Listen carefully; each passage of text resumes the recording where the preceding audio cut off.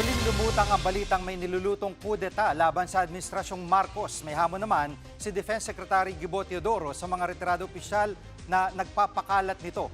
Live mula sa Mandaluyong, nangunguna sa balita si Brian Castillo. Brian, anong inside info mo dito sa sinasabing kudeta? Jiggy, wala raw natanggap na impormasyon ang Department of National Defense sa tinatawag na Third Force na gusto umanong pabagsakin ng gobyerno.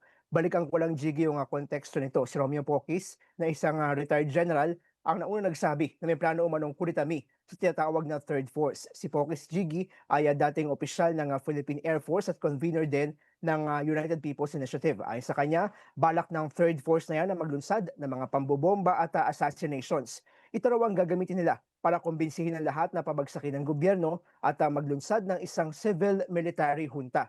Pero ayon kay Defense Secretary Gibo Teodoro, walang ebidensya ang mga pahayag na yan.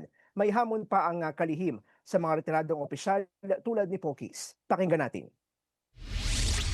Why don't they execute the proper affidavit and file it with the law enforcement and prosecutorial officials so it can be investigated properly?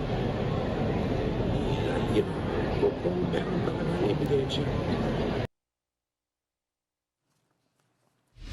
Brian, sa ibang usapin ay kamakailan binalita yung ilang Pinoy na nabistong nag-espiya para sa China. Anong tingin dito ni Secretary Teodoro? Jiggy, kinababahala ni Defense Secretary Teodoro ang nabistong mga Pinoy na nang-espiya umano para sa China.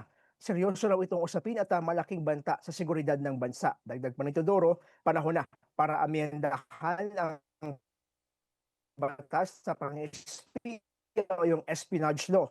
Nakasal kasi sa batas na yan na hindi maaaring parusahan ng mga espiya kung